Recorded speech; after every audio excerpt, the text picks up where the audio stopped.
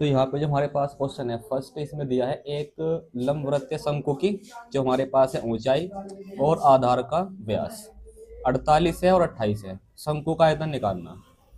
तो हमारे पास यहाँ पे जो एक शंकु है, यदि बात करूँ मैं यहाँ पे शंकु की, तो हमारे पास यहाँ पे एक शंकु है।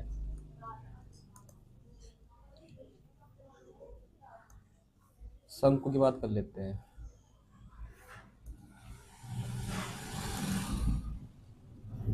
तो ये हमारे पास एक शंकु है। शंकु की हमें जो है ऊंचाई ऊंचाई होती है हमारे पास यहाँ से लेके और यहाँ तक की। ये जो ऊंचाई है ये हमारे पास दे रखी है, इसमें कितनी 28 थोड़ी 48। और जो इसकी त्रिज्या है यहाँ से यहाँ तक की ये होती है r।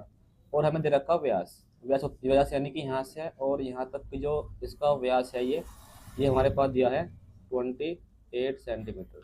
यदि मैं यहाँ पर लिखना चाहूँ क्या क्या दिया हमें दिया है, तो क्या दिया है, एक तो दिया है ऊंचाई होती है h जो हमारे पास है 48 सेंटीमीटर। फिर दे रखा है व्यास, देखकर भी यहाँ पे आधार का व्यास कितना है 28 और व्यास होता है 2r जो हमारे पास है 28। यदि मैं यहाँ पे r का मान निकालना चाहूँ तो 2 से भाग कर दूंगा, यहाँ पाएगा 14, यानी त्रिज्या हमारे पास है कि सिंपल सी बात है 14 आ गई सेंटीमीटर में। अब यहाँ पर जब बात करें हम शंकु का आयतन, तो शंकु का आयतन को हम लिखेंगे यहाँ पे क्या होता है शंकु का आयतन। तो शंकु के आयतन का जो फॉर्मूला है वो हो जाएगा 1/3 पाई r स्क्वायर h। ठीक, तो उसके बाद 1/3 लिखेंगे और पाई का मान याद होना चाहिए 22/7 और r का मान हमारे पास 14 आ गया, स्क्वायर है 2 बार लिख देंगे और गुना h का मान हमारे पास है 48। कितना है 48। उसके बाद सोल्व कर लेंगे थोड़ा सा इसको, 7 दूनी 14 कट जाएगा। उसके बाद 3 से भाग करेंगे 48 में, 3 एकम 3 3 चिंग 18, हमारे पास क्या बचा 22 बचा और गुना 2 गुना 14 और गुना 16, इन सब की गुना कर लेते हैं। 22 दूनी हो जाएगा 44, यानी पहले गुना कर रहा हूँ मैं 22 की और 2 की, 22 दूनी 44। फिर 14 की गुना 16 में करेंगे तो 16 चौका 64 का 4 का हाथ से लेके 6, 16 एकम 16 6 22। इस प्रकार से इन सब की हम गुना कर लेंगे तो हमारा आंसर आ जाएगा। तो जैसे हम गुना करते हैं तो गुना करने में हमारे पास कितना आंसर आएगा, जब हम यहाँ पे जो है 44 की मल्टीप्लाई करेंगे 224 में, तो गुना करने पर हमारे पास जो है आंसर आ जाएगा 9856 सेंटीमीटर क्यूब। इस क्वेश्चन का राइट आंसर हो जाएगा। तो ये सब नोट कर लेंगे, सारे क्वेश्चन वे हैं जो पेपर में पूछे जा चुके हैं, तो वही सब करे जाएंगे, ध्यानपूर्वक सुनना है। तो इसे नोट करेंगे, इसके अब आगे देखते हैं नेक्स्ट क्वेश्चन। तो आगे हमारे पास है क्वेश्चन नंबर 2। तो जैसे क्वेश्चन लिखा हुआ है अभाज्य गुणनखंड विधि द्वारा 96 और 404 का एचसीएफ ज्ञात करना है। तो आसान तरीके से समझेंगे इस क्वेश्चन को करना कैसे है। यहाँ पे एक शब्द लिखा हुआ है अभाज्य गुणनखंड विधि द्वारा, तो हम कैसे करेंगे इस पर ध्यान देना है। तो हम क्या कर लेंगे, सबसे पहले 96 और 404 का अलग अलग क्या कर लेंगे, अभाज्य गुणनखंड निकाल लेंगे। तो हम सबसे पहले लिखेंगे 96 और जब इसके हम अभाज्य गुणनखंड चेक करेंगे निकल लेंगे तो हमें अभाज्य संख्याओं से भाग करना है इसमें। तो हम सबसे पहले भाग करेंगे 2 से भाग करेंगे तो हमारे पास 2 से भाग करने पाएगा 48, फिर 2 से भाग करेंगे वापस तो यहाँ पाएगा 24, फिर 2 से भाग करेंगे तो यहाँ पर आएगा हमारे पास 12, उसके बाद 2 से भाग करेंगे तो यहाँ पाएगा 6, उसके बाद नेक्स्ट 2 से भाग करेंगे 3 आएगा। अब ये 2 से नहीं कट पाएगा, 3 से भाग कर लेंगे, 3 एकम 3। सेम कंडीशन यहाँ अप्लाई करेंगे, 4 और 4 में भाग करेंगे 2 से, तो 404 में 2 से भाग करेंगे 404 सॉरी, तो 2 से भाग करेंगे कितना आएगा 202 आएगा, फिर 2 से भाग करेंगे 101 आएगा।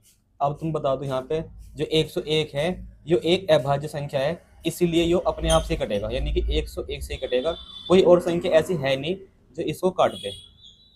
तो यदि हम यहाँ पे सिंपल सी बात करें तो हमारे पास यहाँ पे जो है क्या नाम, ये हमारे पास आ चुके 96 और 404 के अभाज्य गुणनखंड। तो यहाँ लिख भी दूंगा मैं 96 के अभाज्य गुणनखंड जो हमारे पास आए हैं कितने 2 गुना कितनी बार है 2 5 बार आया यहाँ पे, 2 है 5 बार, 2 है 5 बार, ऐसे लिख देंगे इसको। फिर गुना है 3, उसके बाद है 404, 404 के अभाज्य गुणनखंड। तो 4 और 4 के जो अभाज्य गुणनखंड आएंगे वो हमारे पास है 2 गुना 101। अब हमें क्या निकालना है इन सब का? एचसीएफ निकालना है। क्या निकालना है? एचसीएफ। तो यहाँ लिख देंगे 96,404 का हमें क्या निकालना है? एचसीएफ निकालना है। अब एचसीएफ कैसे निकलेगा? हमें देखना होता है कॉमन क्या है दोनों में। तो देखो यहाँ पर दोनों में कॉमन आ गया 2 गुना 2, और यहाँ भी क्या है 2 गुना 2, दोनों में कॉमन आ गया। तो ये कॉमन है, यही हमारे पास रहेगा एचसीएफ। तो यहाँ पर लिख देंगे 2 गुना 2, ये हमारे पास रहेगा एचसीएफ, यानी कि 2 दूनी 4। तो इस क्वेश्चन में जो है हमारे पास अभाज्य गुणनखंड द्वारा जो एचसीएफ है वो 4 आ जाएगा इस क्वेश्चन का राइट आंसर। तो इसे नोट कर लेंगे, आगे देखिए फिर नेक्स्ट क्वेश्चन। तो भाई हमारे पास है क्वेश्चन नंबर नेक्स्ट 3। ये एक इम्पोर्टेंट क्वेश्चन है, आसान है, बस तुम्हें एक फॉर्मूला याद करना है। तो फॉर्मूला हमारे पास क्या है देखेंगे यहाँ पे, सूत्र। तो एक फॉर्मूला है, ये तुम्हें याद करना है।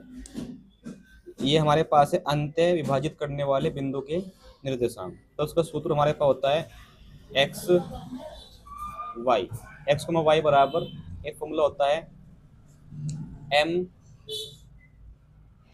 एम हमारे पास, तो फॉर्मूला होता है M X two plus N X one और बटे M plus N, comma M Y two plus N Y one और बटे एम प्लस एन। एक फॉर्मूला है, ये तुम्हें याद करना है। तो भाई ये सूत्र याद कर लेंगे, सूत्र याद कर लेते हैं। तो हमारे पास जो है ये जो क्वेश्चन हमारे पास है, बिंदुओं 1, 7, 4, 3 को मिलाने वाले रेखाखंड 2 और 3 के अनुपात में विभाजित करने वाले बिंदुओं का निर्देशांक निकल जाएगा। तो यहाँ पे जो हमारे पास है लिख देंगे दिया है। तो ध्यान सुनेंगे, जो हमारे पास पहला बिंदु होगा ये तो हमारे पास होगा x1 और y1, x1 और y1 यानी कि 1 और 7, और उसके बाद जो हमारे पास है x2 और y2, ये हमारे पास बिंदु होगा सेकंड वाला, जो हमारे पास है 4 और -3। यदि मैं बात करूं m और n के मान की, तो m का मान जो अनुपात में पहला नंबर है ये m का मान होगा यहाँ पे, और जो लास्ट वाली जो अनुपात है ये दूसरा नंबर हमारे पास है ये n का मान होगा। और सिंपल, तो फिर हमारा जो फॉर्मूला यहाँ पर रख देंगे, आंसर निकल जाएगा। तो ये निर्देशांक निकल जाएंगे अंत्य विभाजित वाले। तो यहाँ पे m का मान हमारे पास 2 है, 2 इंटू x2 का मान हमारे पास दे रखा है यहाँ पे 4, ये x2 है, ये रहा 4। तो यहाँ पे 4 से मल्टीप्लाई, फिर प्लस n का मान 3, x1 हमारे पास है यहाँ पे माइनस का 1, तो माइनस के 1 से मल्टीप्लाई, फिर नीचे दोनों m1 और m और n को जोड़ना है 2 + 3, फिर कॉमा लगा देंगे फॉर्मूले में। फिर हमारे पास है my2 n y1, तो m का मान हमारे पास 2 है ही, y2 का मान हमारे पास यहाँ पे है -3, फिर प्लस n का मान 3, y1 का मान हमारे पास है 7, और नीचे m + n प्लस कर देंगे 2 + 3।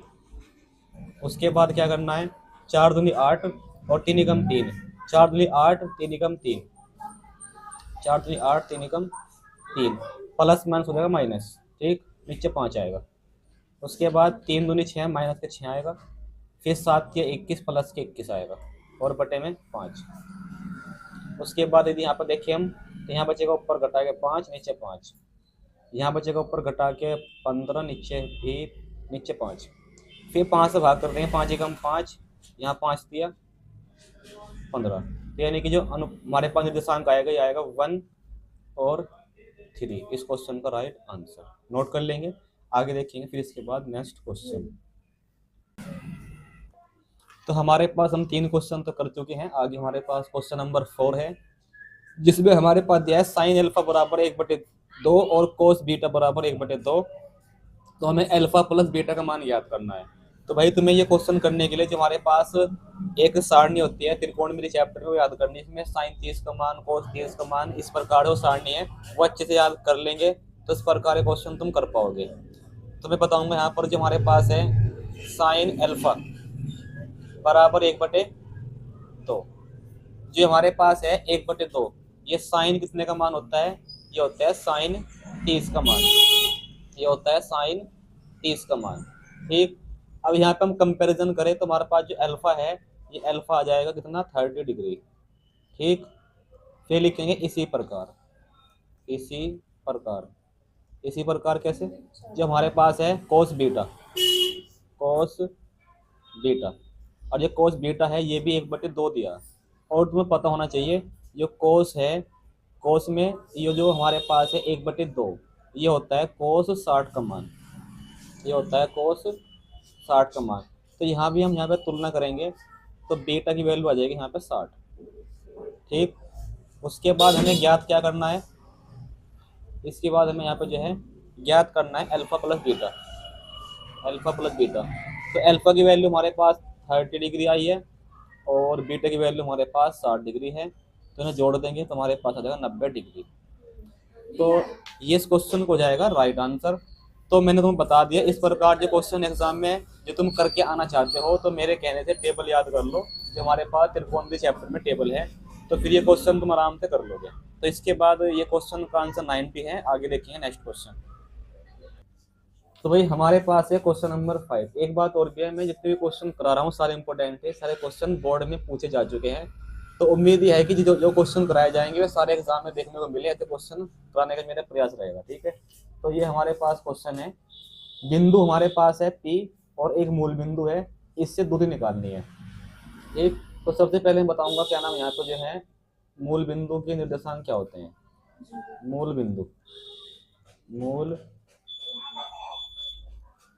बिंदु के निर्देशांक, तो जो मूल बिंदु है तो इसके जो निर्देशांक है मूल बिंदु के ये होते हैं 0 और 0।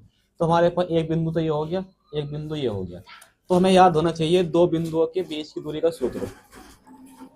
तो ये हमें पता होना चाहिए, दो बिंदुओं के बीच की दूरी, तो ये फॉर्मूला हमारे याद होना चाहिए, जो हमारे पास है √x2 माइनस x1 का whole square plus y2 minus y1 का होल स्क्वायर। जो बिंदु पहले दिया वो x1 y1 है, जो बिंदु बाद में दिया वो x2 y2 है। तो यदि यहाँ पे मैं बात करूँ x2 की, तो x2 हमारे पास 0 है और x1 हमारे पास माइनस के 6 है, घटाएंगे माइनस में हो जाएगा प्लस। एक फिर y2 हमारे पास 0 है और y1 हमारे पास माइनस के कर देंगे 8, ये हमारे पास है 8 y1। ठीक है, होल स्क्वायर कर देंगे, 0 प्लस करेंगे 0 घटाएंगे संख्या आ जाएगी 6, फिर यहाँ पर आ जाएगा माइनस के 8। उसके बाद क्या करना है, 6 का स्क्वायर 36, 8 का स्क्वायर 64, जोड़ेंगे कितना आएगा 100, और 100 किसका स्क्वायर होता है 10 का, तो रूट से बाहर आएगा 10, और यहाँ लिख देंगे इकाई, यहाँ लिख देंगे इकाई। तो ये हो जाएगी इस बिंदु और मूल बिंदु के बीच की दूरी 10 इकाई, इस क्वेश्चन का राइट आंसर। तो इसे नोट करेंगे, आसान क्वेश्चन है, ऐसे क्वेश्चन पेपर पूछे जाते हैं, तो बस तुम्हें याद कर लेना है फॉर्मूला √x2 माइनस x1 का whole square plus y2 minus y1 का होल स्क्वायर, ये दो बिंदुओं के बीच की दूरी का फॉर्मूला है।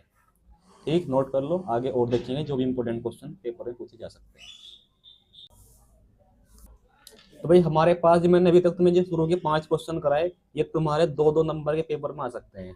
अब जब मैं तुम्हें क्वेश्चन नंबर 6 करा रहा हूँ, इसके बाद मैं कराऊंगा क्वेश्चन और भी, वे तुम्हारे 4-4 नंबर के आ सकते हैं, पेपर में इंपॉर्टेंट है। तो इस क्वेश्चन को मैं समझाने से पहले थोड़ा सा बताऊंगा बेसिक, जिससे क्वेश्चन समझ में आ जाए, तो थोड़ा सा बेसिक सुन लो जो तुम्हें पता होना चाहिए। तो हम बात कर लेते हैं एपी की।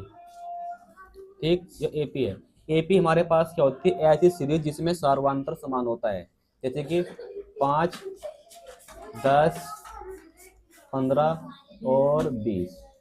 ये जो हमारे पास सीरीज है पूरी जो एपी की है, क्यों, क्योंकि इसमें एक सेम संख्या प्लस होके आगे बढ़ रही है, और ये सेम संख्या प्लस भी हो सकती है माइनस भी हो सकती है, जरूरी नहीं प्लस ही हो, ये संख्या -5 भी हो सकती है। तो ऐसी सीरीज जो हमारे पास एक ऑर्डर में आगे बढ़े, जिसमें सेम संख्या प्लस हो रही हो या फिर सेम संख्या माइनस हो रही हो, उसे बोलते हैं हम अर्थमेटिक प्रोग्रेशन, समांतर श्रेणी। अब थोड़ा सा जान लो, जो हमारे पास शुरू का नंबर है इसे बोलते हैं हम ए, और ए को बोल देते हैं हम प्रथम पद, प्रथम पद बोल देंगे, जो हमारे पास है ये। फिर उसके बाद होता है डी4 होता है सारू अंतर, डी4 होता है हमारे पास सारू अंतर।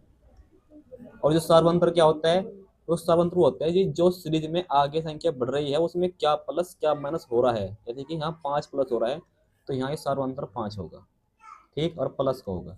उसके बाद इस श्रेणी का मुझे ज्ञात करना हो nवां पद, यानी कि पहला, दूसरा, तीसरा, चौथा, पांचवा, ऐसे ही nवें पद पे या 20वें पद पे कौन सा पद है, मान लो मुझे निकालना हो 20वां पद कौन सा होगा, इसका 20वां पद।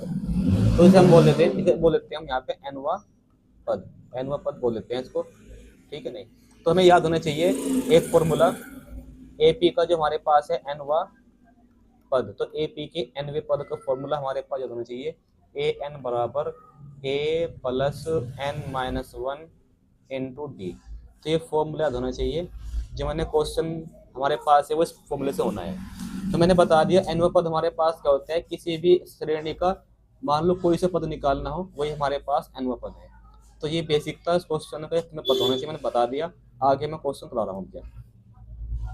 तो हमारे पास जो है एपी का 7वां पद जो हमारे पास है वो 10वें पद से 7 अधिक है, तो यहाँ पे लिख भी देंगे, दिया है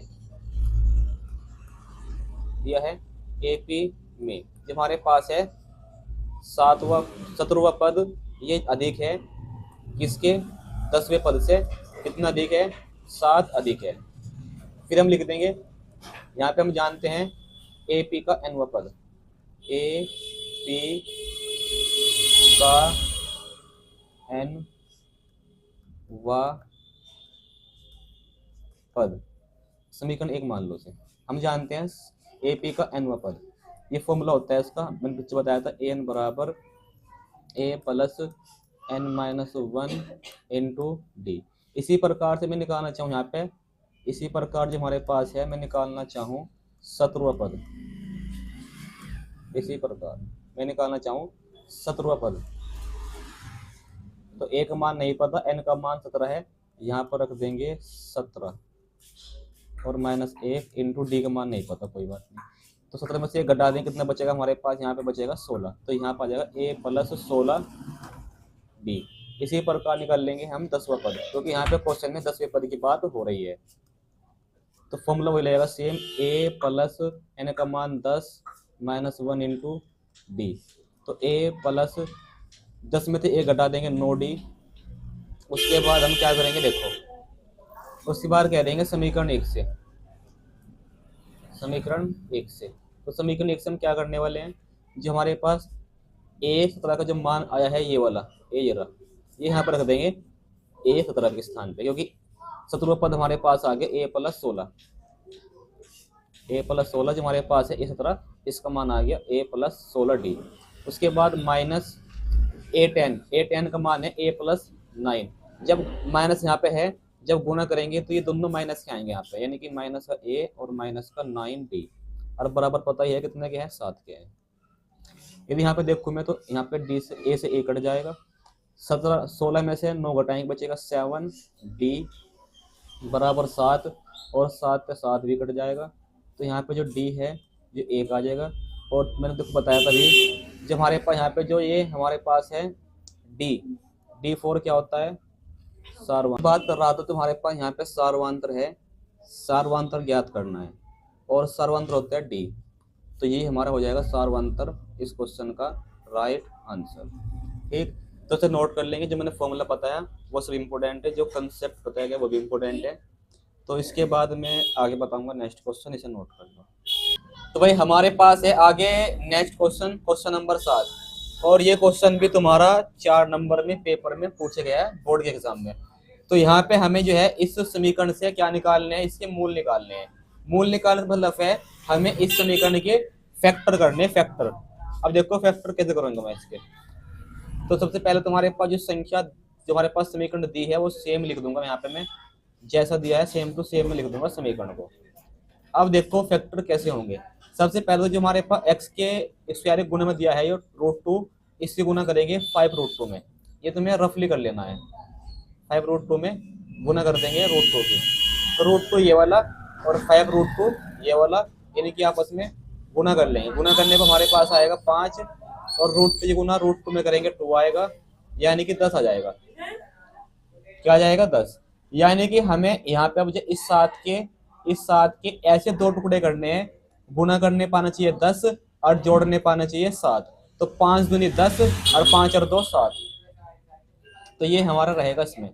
तो 5 और 2 7 और गुना करेंगे आपस में तो 10 भी आ जाएगा। तो ये सब बात मुझे माननी चाहिए, उसके बाद तो क्वेश्चन आसान है ये। देखो अब तो यहाँ पे हमारे पास जो है यहाँ से यहाँ तक कुछ भी कॉमन नहीं आने का, केवल x कॉमन आएगा।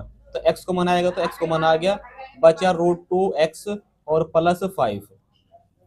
अब देखो यहाँ पे जो हमारे पास 2 है ना, इस 2 को लिख सकते हैं हम √2 इंटू √2। ये बात पता होनी चाहिए तुम्हें।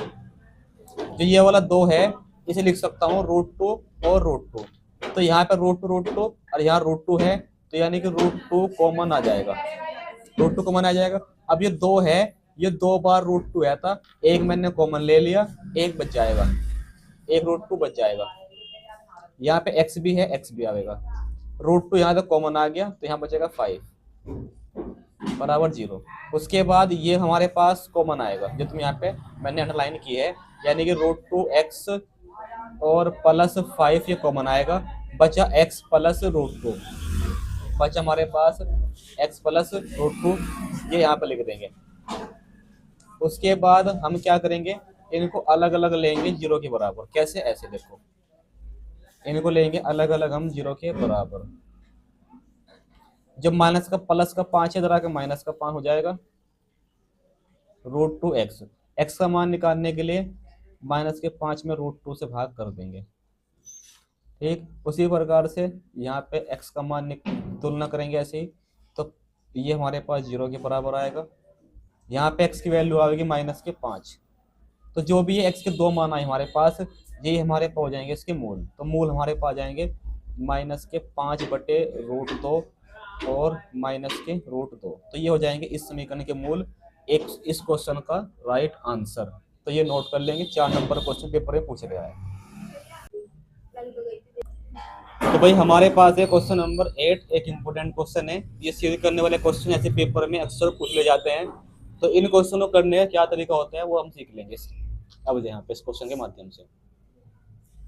तो सबसे पहले हम लिखेंगे माना 6 माइनस √2, यहाँ लिखा होता है अपरिमेय, मगर लिखेंगे परिमेय संख्या है, परिमेय संख्या है। तो यहाँ तक लिखने के बाद फिर लिखेंगे तब, अगर ये परिमेय संख्या है ना तो इसको लिख सकते हैं 6 माइनस √2 बराबर p बटे q।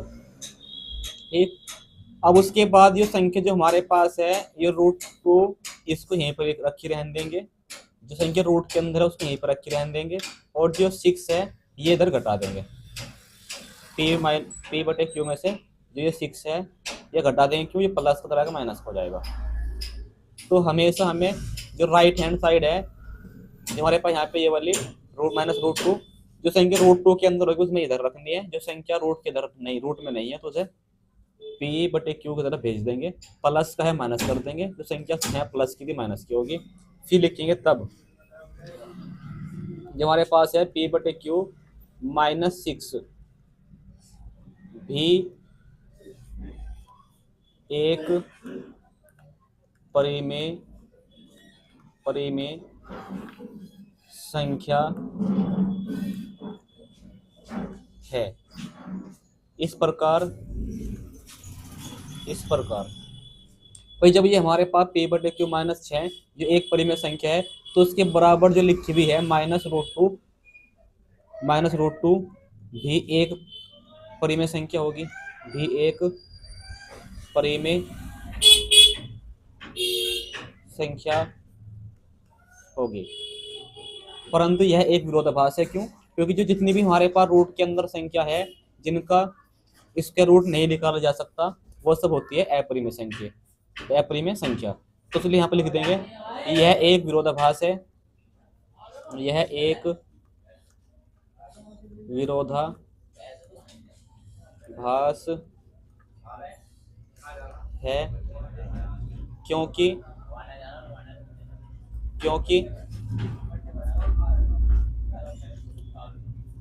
-√2 एक क्या है, अपरिमेय संख्या है,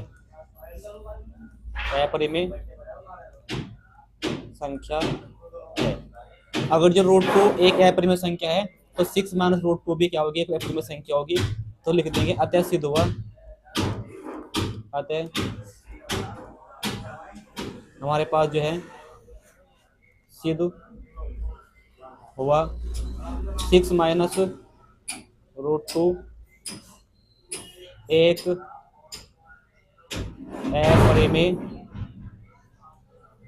अपरिमेय संख्या है। तो इस प्रकार से सिद्ध करने वाले क्वेश्चन पेपर में करके आना है, इंपॉर्टेंट है। तो ये सब तुम्हें करना आना चाहिए। तो ये नोट करेंगे, उसके बाद आगे देखेंगे नेक्स्ट क्वेश्चन।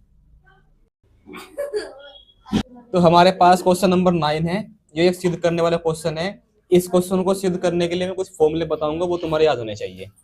तो हमारे पास इस क्वेश्चन जब भी हमारे पास क्वेश्चन आए सिद्ध करने वाला, तो हमें क्या करना होता है, उसमें लेंगे हम LHS, उसमें हम LHS लेके चलेंगे, LHS लेफ्ट हैंड साइड। तो लेफ्ट हैंड साइड कौन सी है इसमें, 1 + sin थीटा बटे 1 - sin थीटा।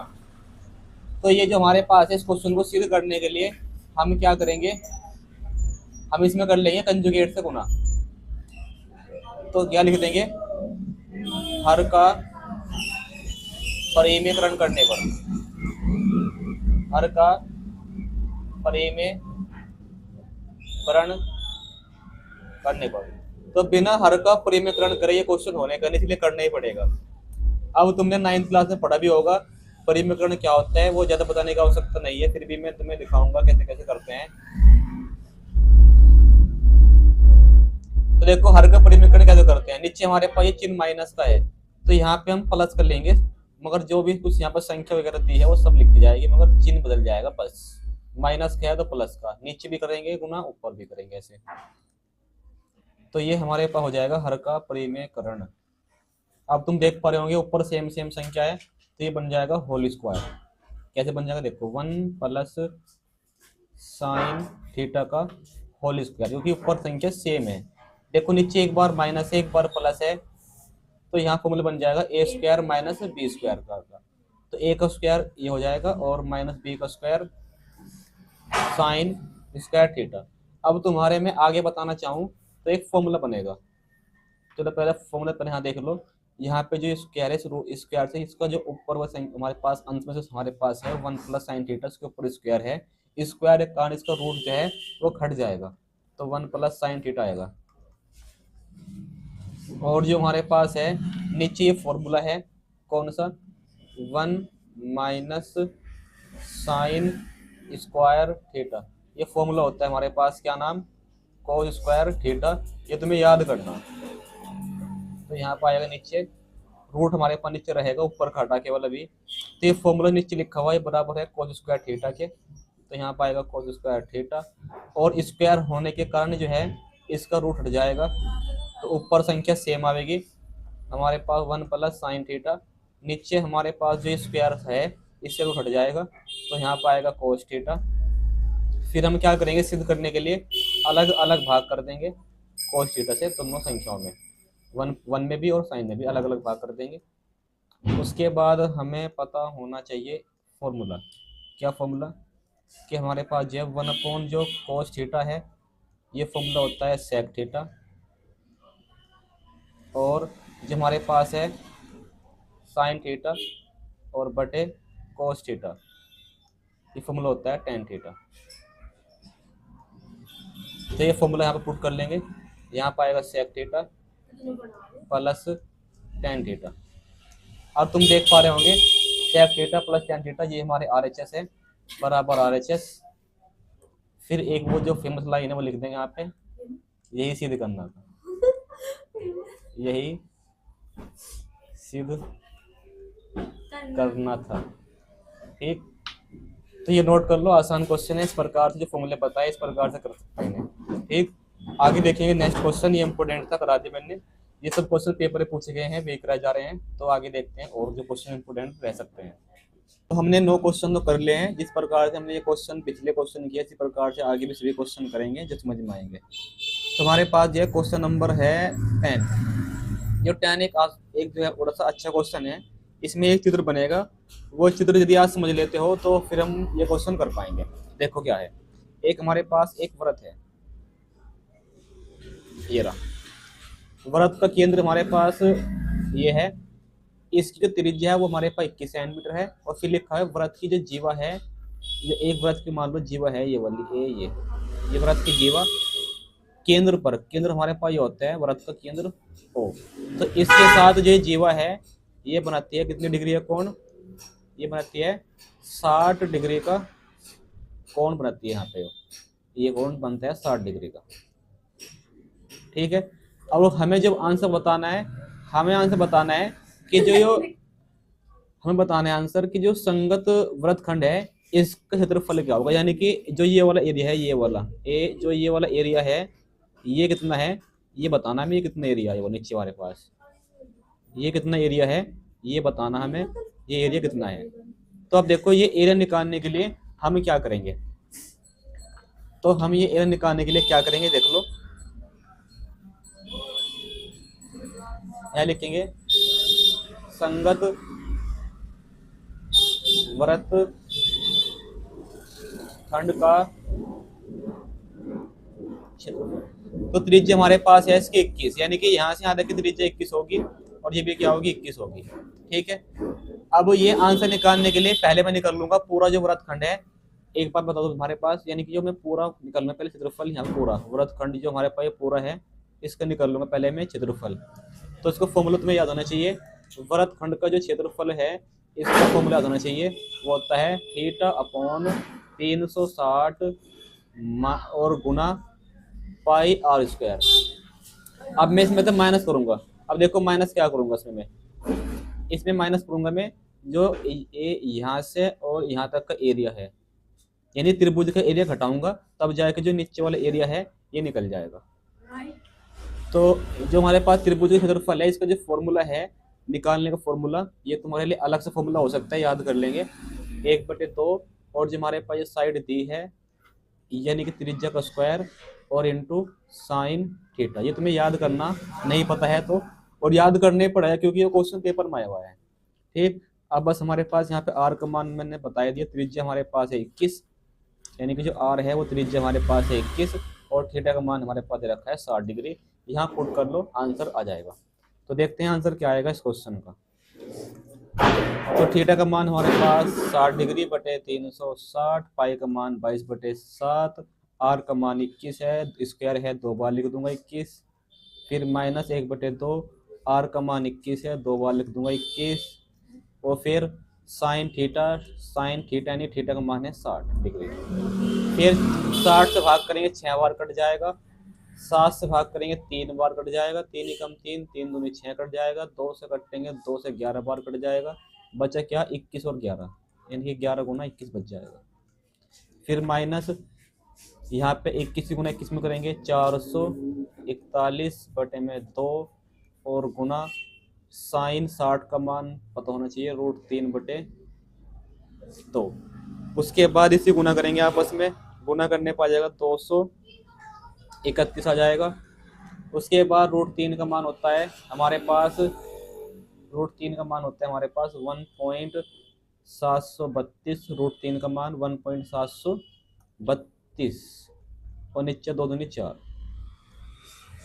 उसके बाद 231, यदि यहाँ पर बात करूँ 441 की गुना 1.732 में करेंगे और फिर हम यहाँ फिर उसके बाद 4 से भाग करेंगे तो ये पूरा सोल्व करने पर जो हमारे पास आएगा ये आएगा 190.82, यानी कि 441 गुना 1.732 को गुना करके फिर 4 से भाग करेंगे तो 90.82 आएगा। और घटा के इस प्रकार से जो हमारा आंसर है वो आ जाएगा 40.18, और ये कहीं में आएगा सेंटीमीटर स्क्वायर में। तो इस प्रकार जो मैंने जो बिलो वाला एरिया को यहाँ पे कॉल कर रखा है, ये हमारे पास हो जाएगा संगत वृत्तखंड का क्षेत्रफल, इस क्वेश्चन का राइट आंसर। ठीक, इसे नोट कर लेंगे।